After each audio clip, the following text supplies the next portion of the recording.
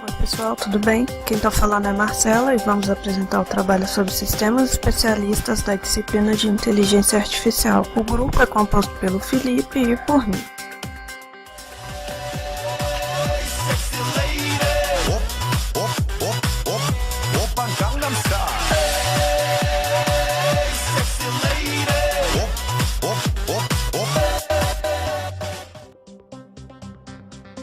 Um sistema especialista é definido como um programa que possibilita a utilização de conhecimentos de um especialista humano através de uma máquina que permita o armazenamento e o sequenciamento de informações e autoaprendizagem. Exemplos de sistemas especialistas podem ser programas que realizam diagnósticos, fazem previsão, monitoramento e ferramenta educacional. Os objetivos dos sistemas especialistas são de resolver problemas complexos de forma idêntica à utilizada pelos peritos humanos, ou seja, os sistemas especialistas possibilitam que um programa seja capaz de resolver um problema de forma semelhante a um especialista humano.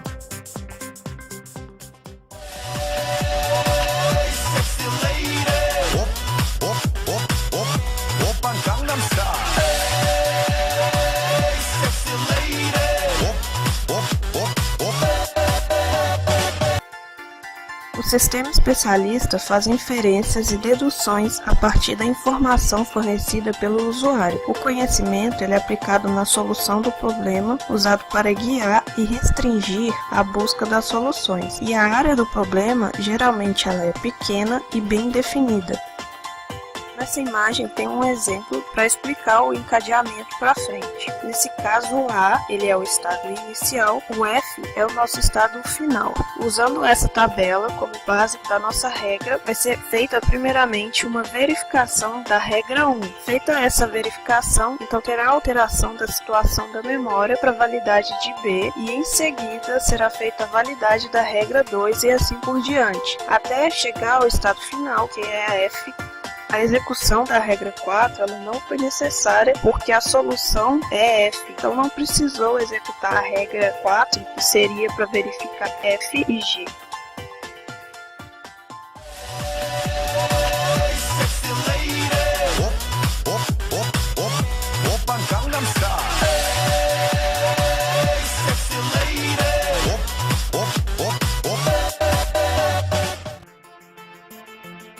O raciocínio ele é guiado por fatos, parte-se dos fatos existentes e executa-se apenas a regra mais ativa, o que causa a adição de um fato novo na base de dados. Cada regra só pode ser executada uma única vez e o ciclo de inferência termina quando não houver mais regras que podem ser ativadas.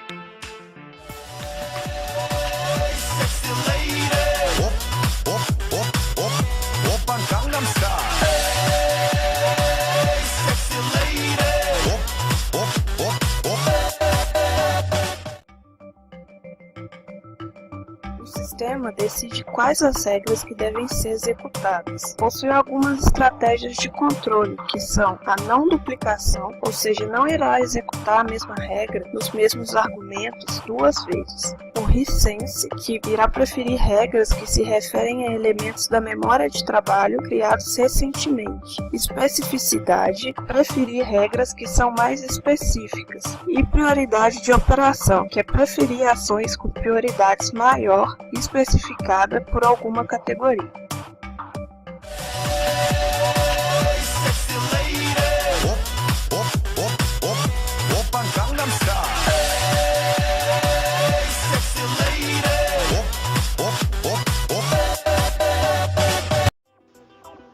Pessoal, agora eu vou estar falando sobre as meta-regras, nos sistemas especializados.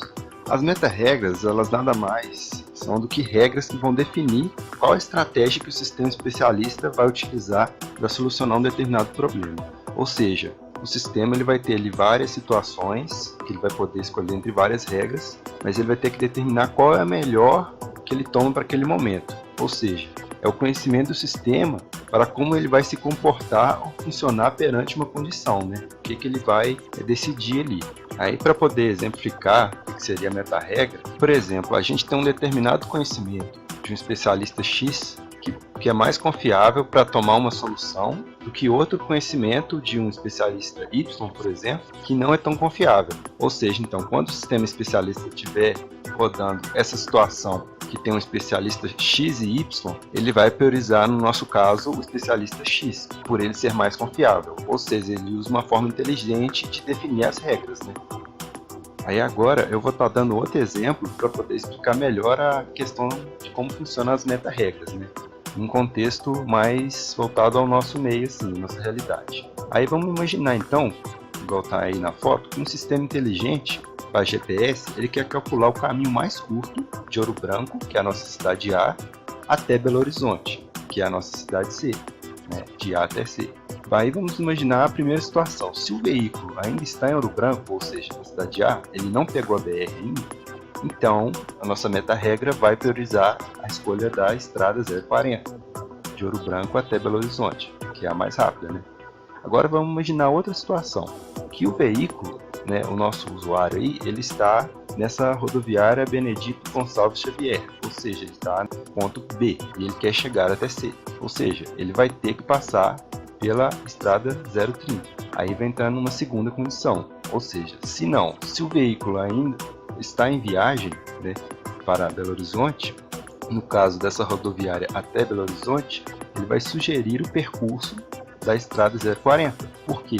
Porque se o nosso usuário passar pela estrada 030, que passa ali por Nova Lima até chegar em Belo Horizonte, ele vai estar fazendo um caminho muito longo. Ou seja, então a nossa meta-regra ela está sugerindo uma alternativa que vai ser mais rápida, né, para poder chegar no destino onde o sistema está querendo sugerir.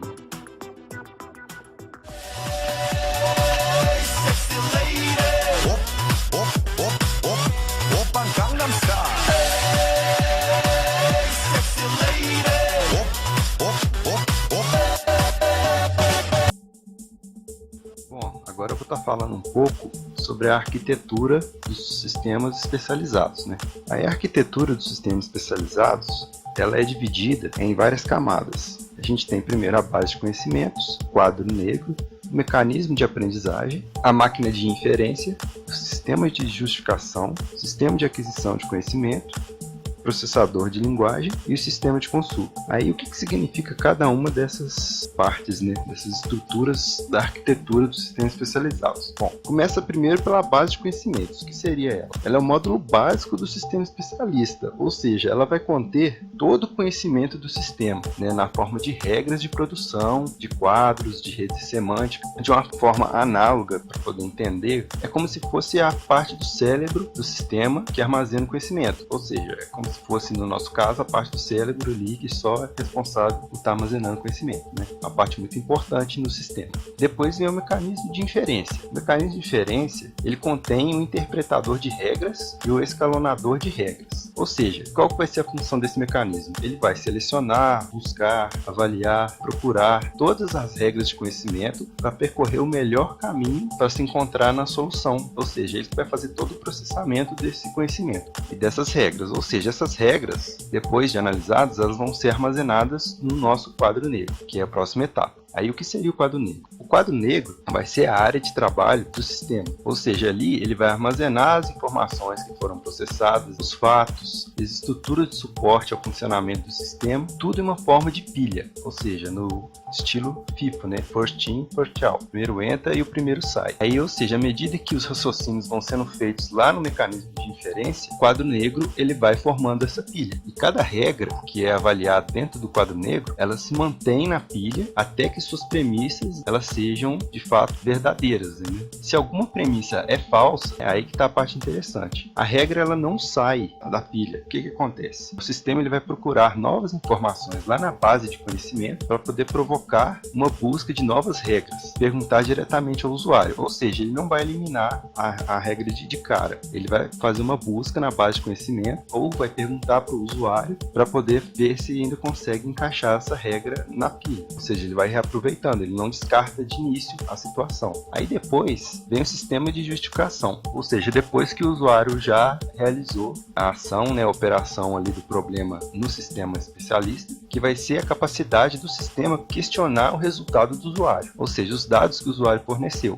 E para essa justificativa vai ser utilizados vários recursos e estruturas próprias para atender esse objetivo, ou seja, vai mostrar para o usuário quais as regras e quais os fatos que foram utilizados da base de conhecimento para chegar nesse resultado, ou seja, o percurso que o usuário realizou pela base de conhecimento. Isso o sistema faz para ele, mostra como um relatório e realiza também algumas perguntas para o usuário, para que ele retorne um feedback para o melhoramento do sistema, da inteligência do sistema. Perguntas como do tipo: como você chegou a esta conclusão? Vai perguntar para o usuário. Ou por que você chegou a esta conclusão? Por que você não chegou a uma conclusão diferente? Ou seja, ele vai estar questionando ali o usuário para poder estar aprendendo com ele segundo o resultado da operação. O próximo passo que o sistema percorre, depois de ter realizado a conclusão da operação, vai ser o mecanismo da aprendizagem. O que seria o mecanismo da aprendizagem? É como o sistema vai aprender, ou seja, a metodologia que ele usa para aprender, as ferramentas que ele usa para aprender com os usuários. Ou seja, obter os novos conhecimentos vai ser uma parte muito complexa na construção de sistema especialista, pois geralmente ocorre a aprendizagem de conhecimentos específicos do sistema. Ou seja, é a parte mais importante, a parte mais complexa. E ela também vai possuir recursos que permitem adicionar ou alterar a base de conhecimentos do sistema através de sua execução. Ou seja, nessa parte que vai ocorrer ali a alteração da base de conhecimento, a adição de novas regras, de novos recursos. Aí agora, no módulo mais voltado ao usuário, a gente tem o sistema de consulta. O que seria o sistema de consulta? Vai ser ali a comunicação entre o usuário e o sistema através de uma interface gráfica, ou seja, uma linguagem orientada ao problema, o processamento dessa linguagem. Vai ser a forma, então, com que o sistema se comunica com o usuário para que seja realizada a solução do problema, ou seja, a ponte entre o usuário e o sistema solucionar esse problema. Porque o usuário, ele geralmente é uma pessoa que não participa da elaboração do sistema, ele entra mais como indivíduo final para a utilização do sistema. Então é natural que ele não conheça essas estruturas do sistema e não esteja familiarizado com a forma com que o sistema adota as decisões. Então ele precisa de ter essa interface para realizar a comunicação com o sistema. E aí, essa parte de sistema de consulta vai estar utilizando técnicas bem simples para que o usuário faça interação com o sistema. Ele já vai estar utilizando perguntas pré-formatadas, respostas de múltipla escolha, ou seja, o sistema vai colocar várias opções para o usuário escolher e responder de perguntas que já são feitas pelo sistema, um vocabulário mais restrito para que o usuário não amplie demais o conhecimento ali da máquina também. Então o sistema ele vai estar limitando o usuário de certa forma para tanto facilitar o aprendizado do sistema quanto para facilitar a interação do usuário com esse sistema, ou seja, essa limitação é benéfica para os dois lados. E aí a gente tem, por último, junção de todos esses módulos, processador de linguagem natural. Qual que é a função dele? Ele vai tornar o resultado do sistema menos complexo para o usuário, ou seja, ele vai pegar toda a abstração computacional que ele processou e vai entregar em uma linguagem mais comum, mais humana do nosso entendimento. Ou seja, o processador de linguagem ele tem muita relação com o sistema de consulta, tá ligado muito com essa parte gráfica, de resposta ao usuário. E o interessante desse processador de linguagem é que ele por si só já é um sistema especialista, ou seja, ele é um sistema especialista dentro de outro sistema especialista, por ele ser tão complexo assim de ser elaborado. É um detalhe interessante de se destacar aqui na apresentação.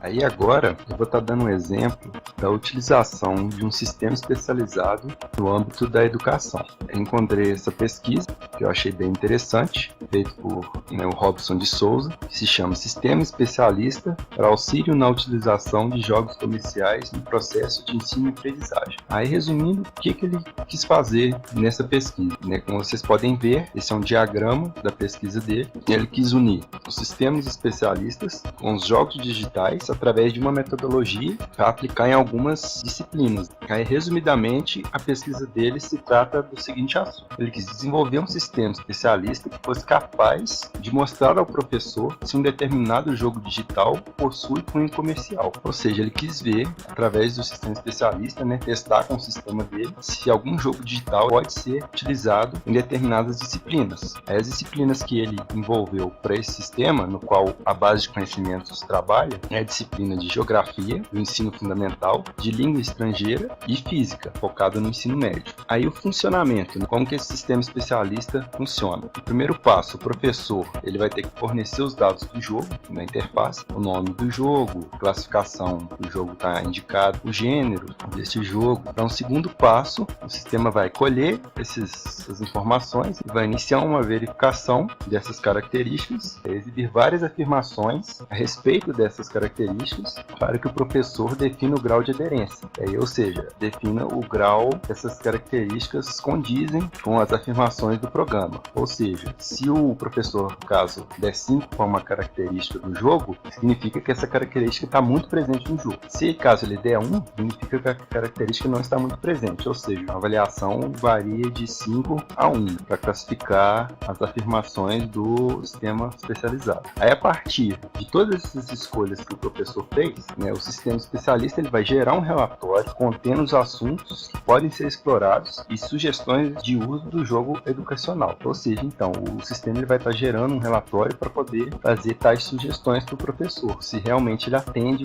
os quesitos educacionais e quais jogos que estão presentes na base de conhecimento desse sistema se relacionam com as características do jogo. E, ao mesmo tempo, também o sistema vai estar aprendendo com as respostas que o professor deu. Aí, uma situação interessante que tem nesse sistema especializado é que se o professor nunca teve uma interação, assim, nunca viu nenhum jogo educacional no computador, ele não tem conhecimento dessa área. Esse sistema especializado dessa pesquisa, ele já possui na base de conhecimento dele vários jogos educacionais para que o professor possa utilizar como referência. Ou seja, a parte da interface do sistema já vai oferecer para ele, caso ele não tenha conhecimento de jogos educacionais da computação, já vai oferecer para ele uma lista de respostas de acordo com o que ele está buscando. Ou seja, o sistema ele é bom tanto para quem está querendo achar jogos relacionados com o conteúdo que ele está trabalhando ou aquele jogo que ele está querendo comparar, quanto para professores que não têm domínio na área, se não conhecem jogos digitais que podem ser usados na educação, mas estão querendo buscar. Aí essa pesquisa ela é muito interessante nesse aspecto. Concluindo o trabalho de sistemas especialistas, os sistemas especialistas eles são muito interessantes para ser utilizados na inteligência artificial, são parte muito importante da área da inteligência artificial, porque são sistemas que vão estar aprendendo com as informações que o usuário forma para ele, vai estar atualizando a base de dados dele de acordo com o que ele recebe de informação, ele vai estar aprendendo com as interações que os usuários fazem com ele, e ele faz as suas escolhas das regras que estão presentes na sua estrutura de acordo com o conhecimento que ele já obtém na sua base de dados. Ou seja, ele não só apenas escolhe um fluxo de acordo com uma determinada situação. Não, ele tem ali na sua composição uma forma inteligente de estar escolhendo a melhor opção e estar aperfeiçoando essas escolhas com a interação com o usuário. Por isso, é um tópico muito interessante, trabalhar e fazer uma apresentação. Bom, isso aí. Falou!